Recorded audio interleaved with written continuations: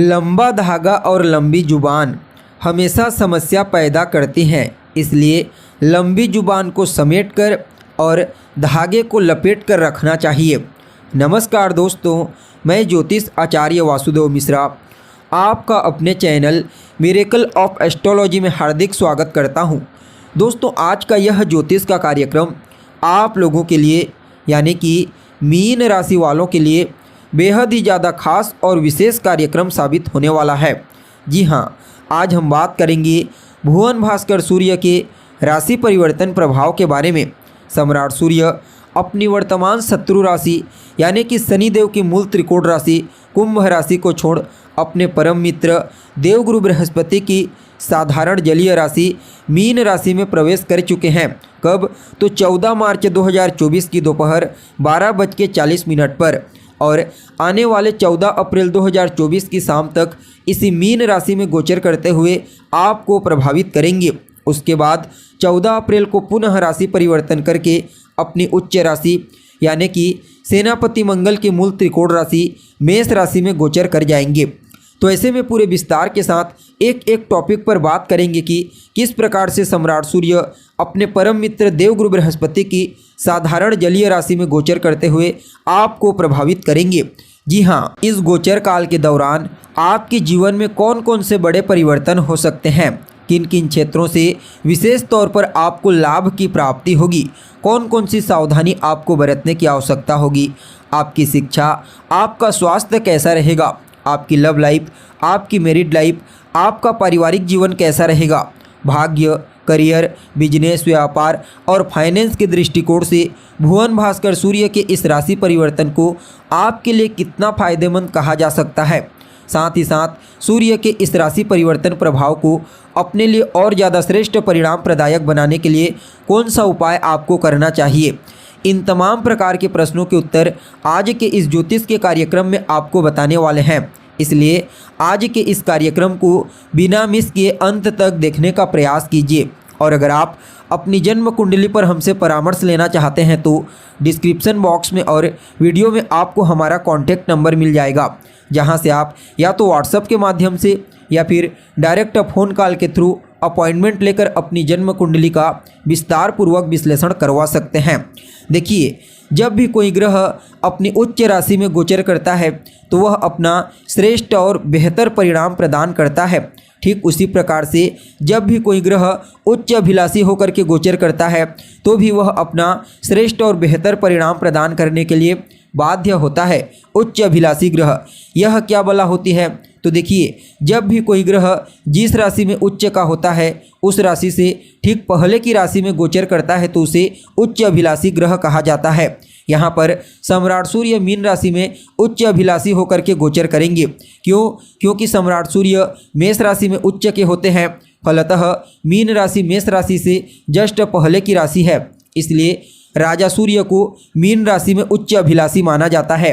तो ठीक मेष राशि के समान ही सम्राट सूर्य यहाँ पर मीन राशि में भी आपको सकारात्मक और अद्भुत परिणाम प्रदान करने के लिए बाध्य रहते हैं, लेकिन यहाँ पर आपको उतना श्रेष्ठ परिणाम नहीं दे पाएंगे। क्योंकि अगर आप गोचर कुंडली को देखोगे तो आपको पता चलेगा पहले से ही मीन राशि में राहु गोचर कर रहे हैं। फलतः यहाँ पर सूर्य को राहु के द्वारा कमज़ोर होना पड़ेगा, यानी कि ग्रहण योग से ग्रसित करेंगे। फलतः मीन राशि में उच्च अभिलाषी क्षेत्र में गोचर करते हुए जितना बेहतर और श्रेष्ठ परिणाम आपको सूर्य दे सकते थे उतना श्रेष्ठ परिणाम नहीं दे पाएंगे। लेकिन फिर भी सूर्य यहाँ पर आपको कुछ मामलों में बेहतर परिणाम प्रदान करने का प्रयास करेंगे। क्योंकि यहाँ पर देवगुरु बृहस्पति जो सूर्य और राहु इन दोनों के लिए डिस्पोजिटर ग्रह के रूप में कार्य कर रहे हैं, वह अभी सूर्य की उच्च राशि मेष राशि में बलवान अवस्था में गोचर कर रहे हैं। फलतः यहाँ पर सूर्य को कुछ मामलों में आपको अच्छा परिणाम देने के लिए बाध्य होना पड़ेगा। अब देखिए, सूर्यदेव एक राशि में 30 दिन तक रहते हैं, उसके पश्चात राशि परिवर्तन कर लेते हैं।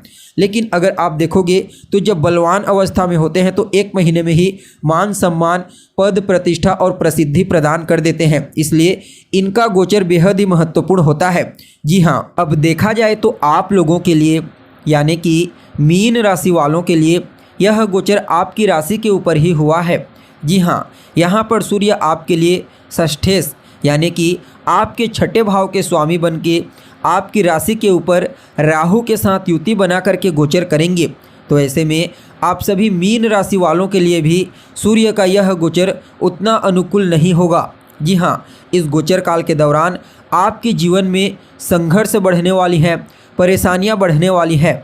यह गोचर आपके लिए कुछ इस प्रकार से रहेगा जहां पर आपको अपनी योग्यता का भरपूर लाभ उठाना होगा।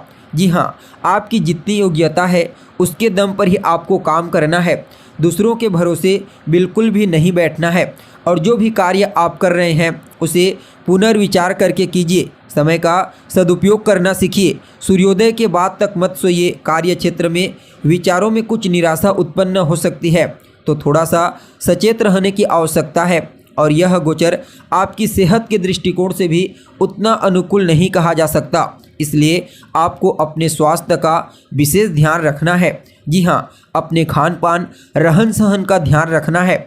और कोई ऐसी परेशानी थी बीते दिनों में सेहत से संबंधित और ठीक हो गई थी तो वह फिर से आपको परेशान कर सकती है, इसका भी ध्यान रखिए। हालांकि यह जो समय है यह सरकारी क्षेत्रों में विशेष रूप से सफलता प्रदायक साबित होगा, लेकिन सरकारी कार्यों में मानसिक परेशानी प्रदायक साबित होगा। यानी कि सरकारी कार्यों में बहुत ज़्यादा डिले आपको महसूस होगा, व्यर्थ की परेशानियां बढ़ेंगी और अधिकारियों से भी पूर्ण सहयोग नहीं मिल पाएगा, जिसके चलते कहीं न कहीं आपके कुछ कार्य रुक सकते हैं।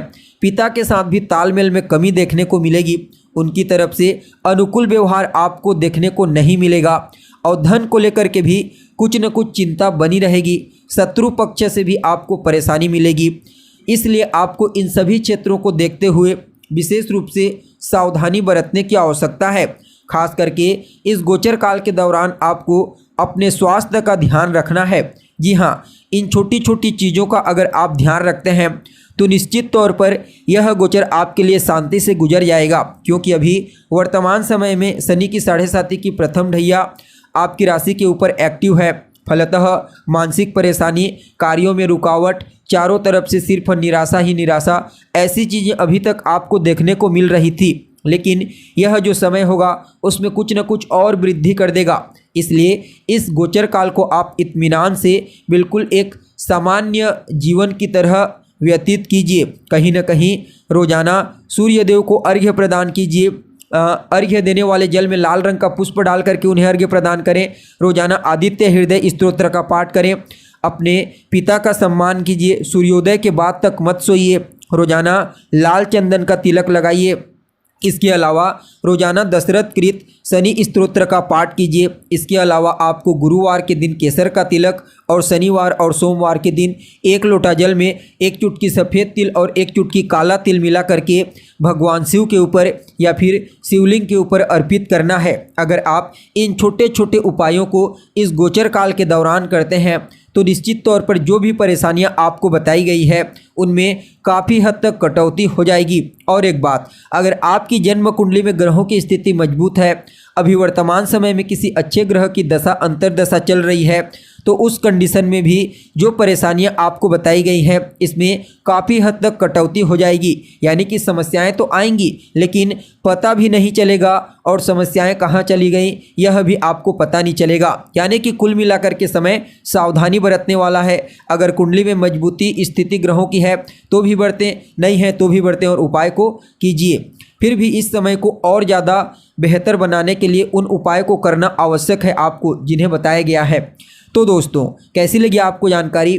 उम्मीद करते हैं जानकारी आपको पसंद आई होगी। अगर जानकारी पसंद आए तो लाइक करें, शेयर करें और हमारे चैनल को सब्सक्राइब करें। आज के लिए बस इतना ही। फिर मुलाकात होगी एक नए और ताज़ा एपिसोड में। तब तक के लिए नमस्कार।